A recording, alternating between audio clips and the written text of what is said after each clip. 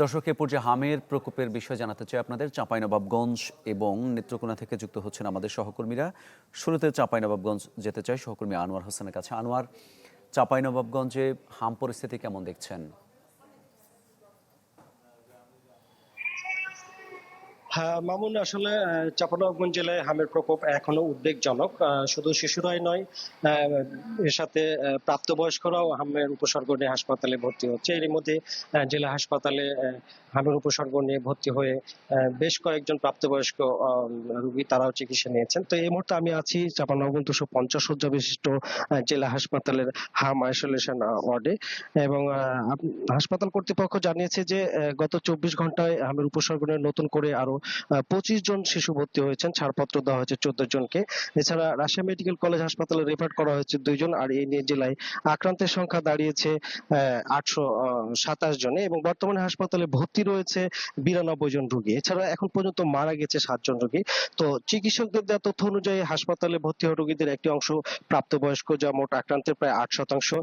এছাড়া হাসপাতালে ভর্তি শিশুদের মধ্যে 52% বয়স 9 মাসের নিচে, যারা এখনো টিকা কার্যক্রমের আওতায় আসেনি।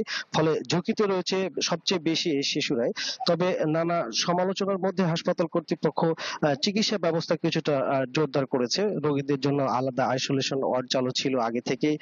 পরিস্থিতি বিবেচনায় আরো একটি আইসোলেশন ওয়ার্ড বাড়ানো হয়েছে, সাথে কিছু বেডের ব্যবস্থাও করা হয়েছে। তবে চিকিৎসক ও নার্সরা সার্বক্ষণিক সেবা দিচ্ছেন বলে হাসপাতাল কর্তৃপক্ষ জানালো।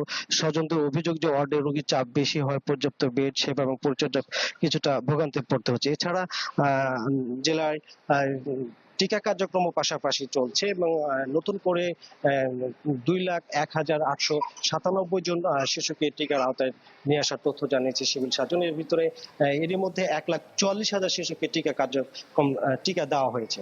তো সব মিলিয়ে বর্তমান পরিস্থিতিতে সংক্রমণ থেকে অনেক ধন্যবাদ আপনাকে। এই পর্যায়ে আমরা নেত্রকোনা যেতে চাই। যোগ দিয়েছেন সহকর্মী হানিফুল্লাহ আকাশ। হানিফ, নেত্রকোনার হাম পরিস্থিতি কেমন সেটা একটু জানাবেন, এবং হাম শনাক্তে কোনো ধরনের দুর্ভোগ পোহাতে হচ্ছে কিনা রোগী স্বজনদের। মামুন, নেত্রকোনায় হামের যে পরিস্থিতি সেটার উদ্বেগ কিন্তু বাড়ছে।